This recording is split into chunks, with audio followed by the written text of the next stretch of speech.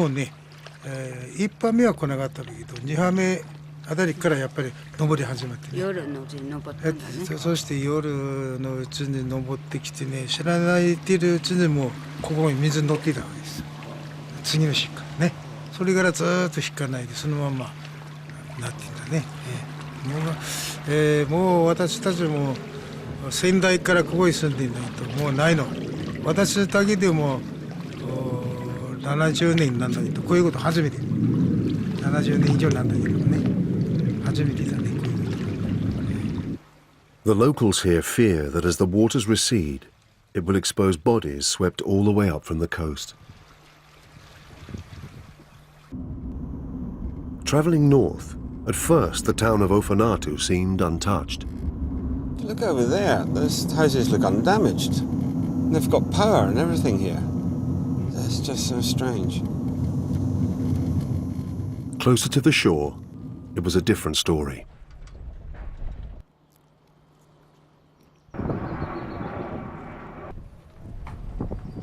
And as if Ofanatu didn't have enough problems, scientists reckon that this whole area, this region, has subsided well over a metre. And in the next couple of days, the region is also expecting the highest tides of the year.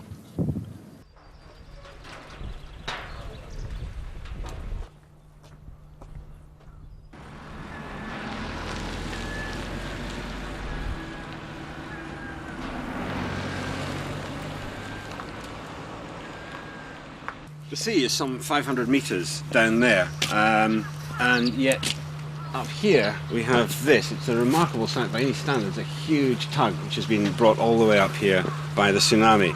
And what's remarkable about it, or what's even more remarkable about it, is that what it says about the size of the tsunami. Because the Japan Meteorological Center have just produced provisional estimates saying that the tsunami that hit this region was about 3.5 metres high. Now we're 7-8 metres above sea level here, and even given the surge, the fact that it could bring that all the way up here does suggest that the tsunami here was a lot higher than 3.5 metres. Even amidst such chaos, this seems strange. Boats, trucks and cars were dumped on top of buildings, much higher than the recorded height of the wave. That happens because as the water's pushing through restricted areas like the streets of towns and villages, it's being effectively funneled. And the water's got to go somewhere, and so it goes up as it's squeezed and funneled and pushes material, pushes cars onto roofs, sometimes as high as 50 feet. So in areas, the impact of this will be even greater, particularly where you get narrow streets. Once the wave starts to pick up part of a town, the warehouses along the dock, the debris and all that, then it becomes more like a glacier. You know, it's a moving wall of debris, and the more mass it has, the more power it has as it comes in. It doesn't really look like water beyond some point. It looks like the entire town is flowing in, and it is. So all the mass of all the buildings, cars, refrigerators, and everything that's in that wall, it's essentially a debris glacier at that point, and it just keeps coming in. This is Minami Sanriku, a town that was wiped off the map.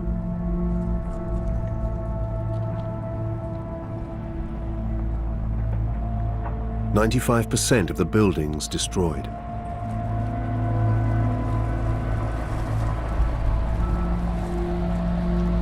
Over 10,000 people, half the population missing.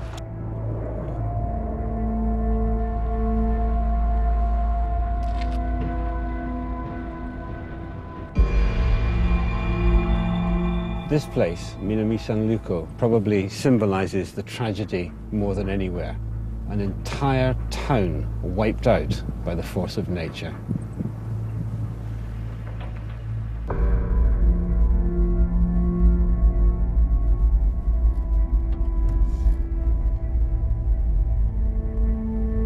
It's almost difficult to imagine one's thoughts as one sees this coming towards you. And as it hits the coast, it's then picking up all the debris, it's picking up buildings, cars and things, and you then end up with this sort of really quite horrific mass moving through towns, villages, across fields, causing complete destruction. I mean, it would be bad enough if it was only water. but because it's full of cars and you can't swim against it or flow with it or do anything, you're just like in front of a bulldozer of moving the entire town.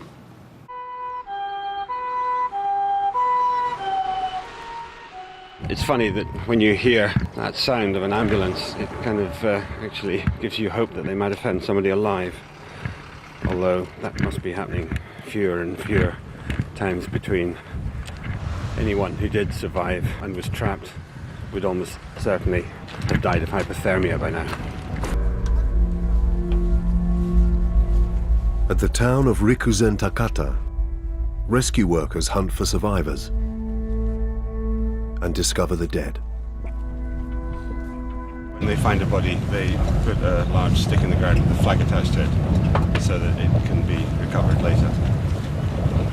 It's a fairly gruesome and sad task.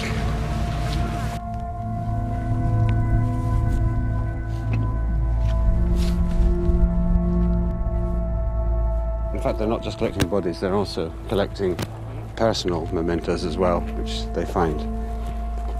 Like this.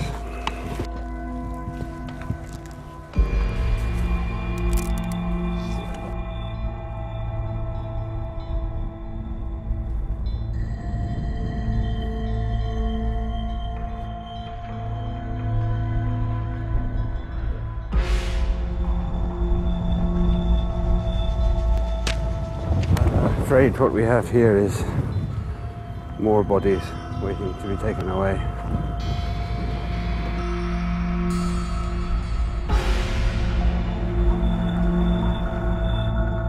Even now, the tsunami was not finished with Japan. Back at the Fukushima power plant, what started as a failed generator was fast becoming the biggest nuclear crisis since Chernobyl. We'll keep the windows closed and I'll put on a mask.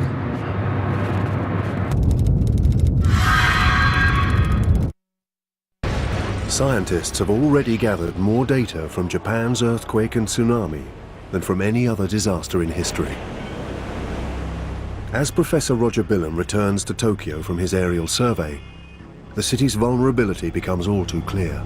There are 30 million people within about 2 meters of sea level, and a tsunami here, of course, would be absolutely devastating. Suddenly, a problem. We had a big earthquake just now, so... Really? Yeah. We've just learned from the ground that there was an earthquake that damaged the heliport. They're checking for damage right now. We don't know how big the earthquake was, but it was obviously a very a nearby aftershock. A massive aftershock has hit Tokyo, magnitude 6.2. In the week that followed the main quake, there were over 500 aftershocks along the fault. This is the actual data from seismometers around Japan. The larger the circle, the bigger the aftershock. The shaking is now stopped, so I'll just continue landing. Finally, Billam's helicopter is given the all clear to land. Even at the heliport in Tokyo, the damage is plain to see. I've noticed that the tarmac here, which should be beautifully dark everywhere, in fact stained white in places, and you can see that in fact sand has come out of this crack, and there's another one over there, another one over there. We're very close to the shoreline, and the lurching motion of the ground during the earthquake has caused the subsurface liquefied sands to come belching out on the top. Precisely the same phenomenon, liquefaction, that was filmed during the earthquake. And over here is an old mud volcano. Old, it's about 3 days old. You can see how the mud came pouring out of the top there. So look, we're 200 miles from the epicenter here, and here's a crack in the heliport landing area. It continues all the way along here. You can actually see down about 3 feet in places. Splits into two here. This goes over here. You can see an offset in the in this trim around the tarmac. As the Earth's crust shattered during the main quake, new stresses spread along the fault. Relieve the pressure in one place, and it builds up elsewhere, triggering aftershocks. What you're seeing here is how those aftershocks happened over a period of about a week after the main shock. And that orange region, delineated by those orange dots, essentially gives you a feeling for the area of the fault along the plate boundary that ruptured in this event. Every aftershock takes its toll on an already frightened population.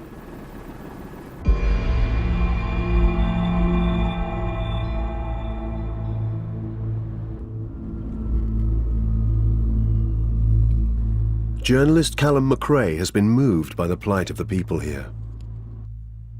In the regional capital of Sendai, the temporary shelters are full.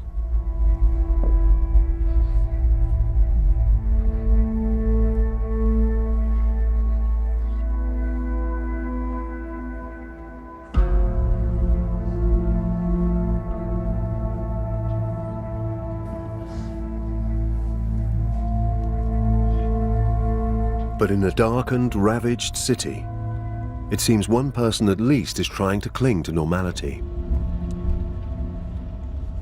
We're in Sendai, 300 or 400 meters from the shorefront, in a scene of apocalyptic chaos. It's cold, it's dark, there's no power anywhere. And yet, up there, in that abandoned block of flats, on the top floor, there's one light. One man, one family perhaps, trying to survive in this chaos.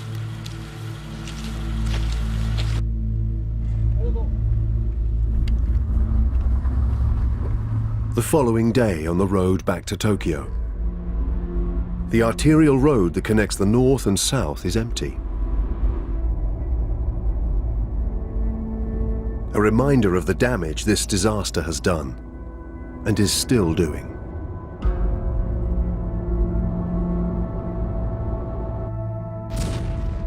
Already one of the worst nuclear accidents in history if it stops right now. And we're dealing with multiple meltdown possibilities. 2 radioactive substances, cesium and iodine, were detected near the #1 reactor at the plant on Saturday. The Fukushima nuclear base is about 60 kilometers that way. That's about 38 miles or so, I think. You know, we've got the windows closed, we're driving fast. Who knows whether it's safe? The advice is very conflicting. The American government says that has put an exclusion zone of 80 kilometers. And of course we're well within that. On the other hand, the Japanese government say it's fine as long as you're more than 30 kilometers away. So, I mean, you can tell, nobody knows. We'll keep the windows closed and I'll put on a mask. Looks good, huh? The danger posed by the Fukushima nuclear plant remains unresolved. Meanwhile, scientists have started to analyze the startling number of aftershocks that are still rattling Japan. That main shock was followed by hundreds of magnitude 5s and dozens of magnitude 6 earthquakes and a handful of magnitude 7s. Once you had a pattern of an earthquake happening, followed by a bigger one, you never know whether it's going to happen again. Japan's earthquake warning systems did and will save lives. The Hawaii tsunami warning system also saved thousands. As the tsunami crossed the ocean, the warning center monitored it all the way. Here it is here. We couldn't let our guard down because, of course, the tsunami has continued on, and we have a continuing responsibility to the rest of the Pacific. Even though the tsunami lost most of its energy as it crossed the ocean, the scientists had been able to warn the world. As the tsunami spread across the ocean, at location after location, we realized, our predictions are pretty darn good. Because people were warned, there was very little destruction or damage, certainly to human life. One person did